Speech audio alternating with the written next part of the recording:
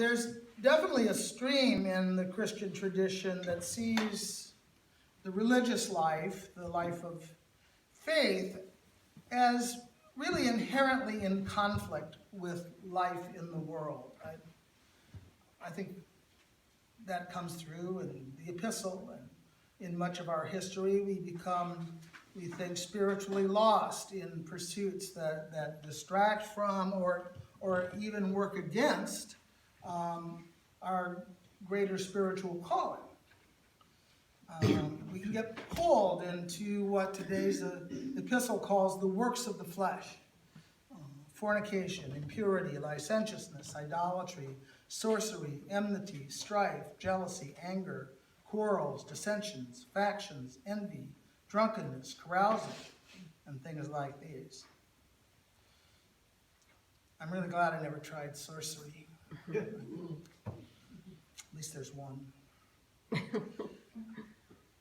The perceived dangers of the world, though, are not only those actions that we can readily identify like that as misbehavior. In the gospel, Jesus tells his followers to leave home and to leave family behind, challenging even what was seen as a major religious duty to care for the proper burial of a parent. The religious response to this sense of spiritual danger in the world has often been one kind or another of a withdrawal from the world, either physically or emotionally or both, some sort of what's called asceticism, self-renunciation. Early Christian hermits went out alone into the desert, and then monastic communities evolved to continue this self-denying process and carried the faith going forward through the chaos that followed the so-called Dark Ages.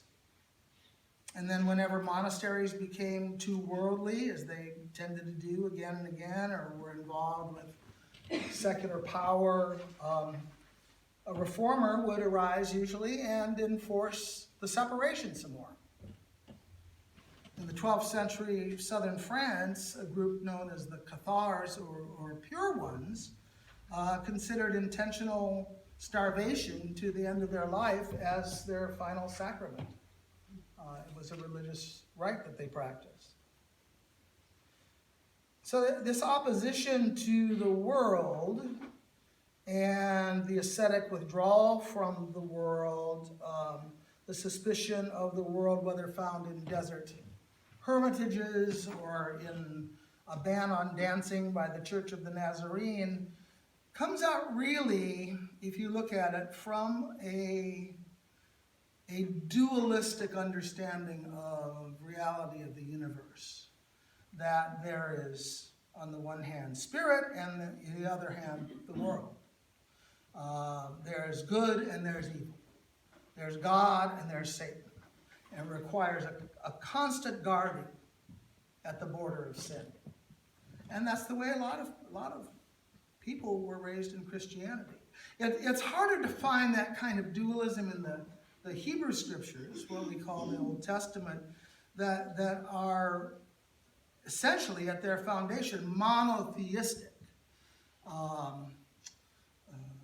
But dualism crept in even there, and the influence of Persia, where the religion of Zoroastrianism really saw the universe as, and the human soul as a battleground between the God of light and the God of darkness. They were theologically dualists. They thought there were two gods.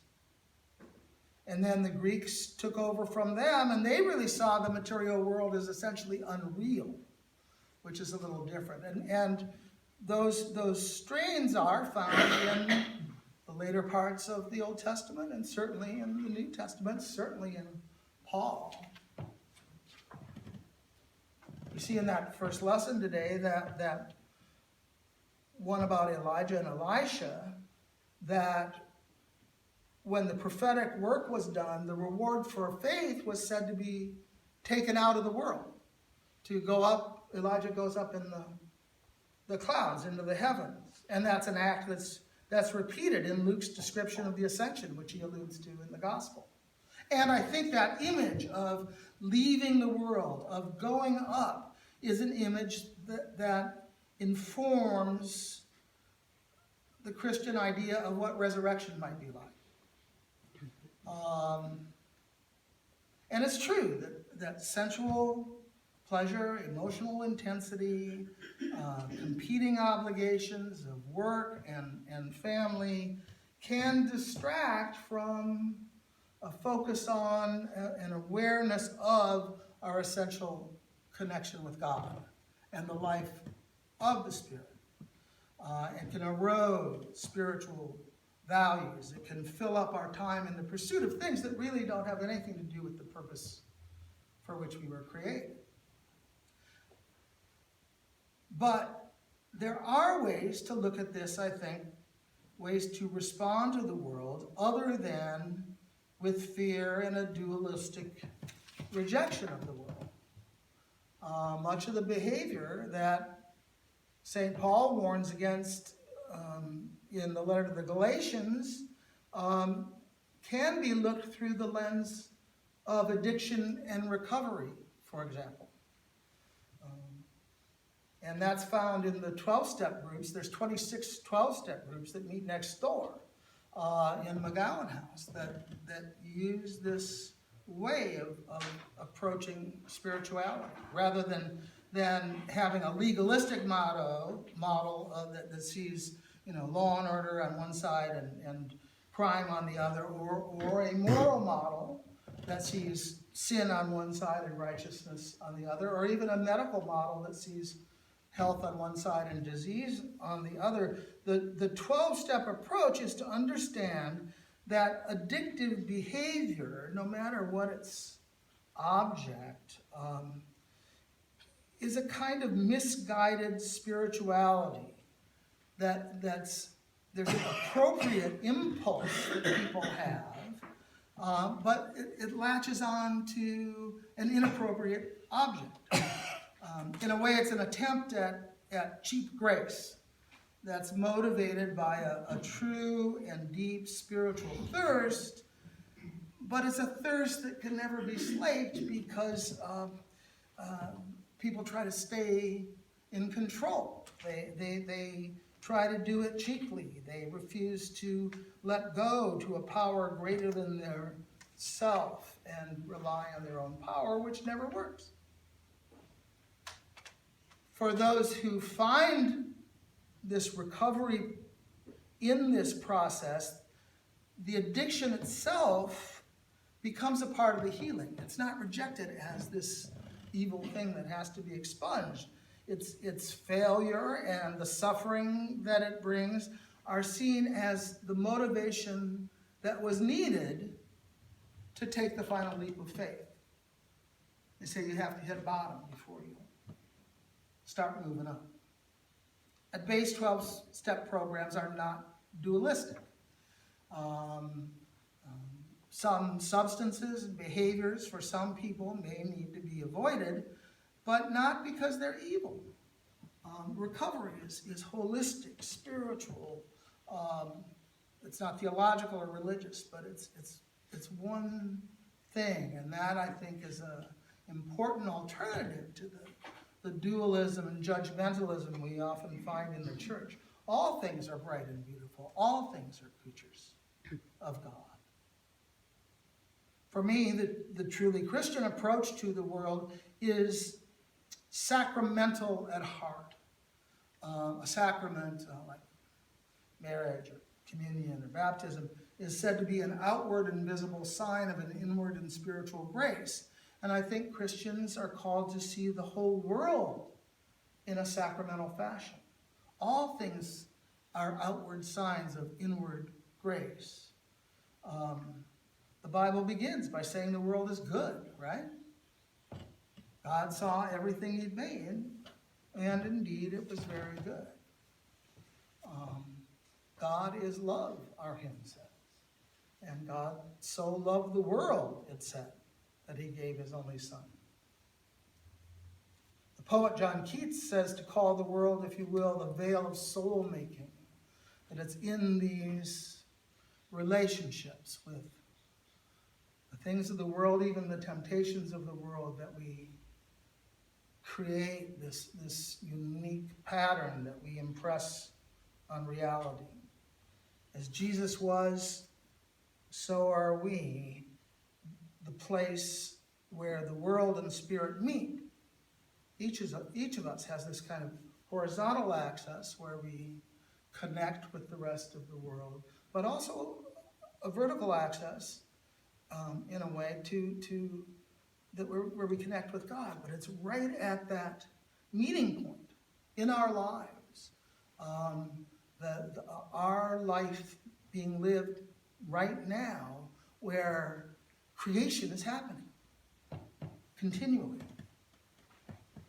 Our pleasure and pain, our joys and our sorrows, our friends and our enemies, our life and our death are all part of the way that God is speaking to us and through us in the wholeness of our life, and through the part that we uniquely play in the wholeness of the universe, of eternity. The sacramental view of the world isn't so much, I think, an alternative to asceticism or a rejection of asceticism, as it is a sort of compensation for it, a balancing of it, another step we take to make it be a dance. The unity of Christian faith and life is, in a way, a transcendence of these two extremes of rejection of the world and being lost in the world. It's a synthesis of the two, finding this balance between what amounts to a self-righteous judgment of the world on the one side and kind of the spiritual oblivion of immersion in the things of the flesh on the other, allowing for both rejection at times and immersion at times. We're called to be in the world, but not of it. It's a tricky line. Robert Frost wrote that some say the world will end in fire, some say in ice. From what I've tasted of desire, I hold with those who favor fire. But if it had to perish twice, I think I know enough of hate to say that for destruction, ice is also great and would suffice. Both extremes end in perishing. And we all need help to walk that line without losing our balance.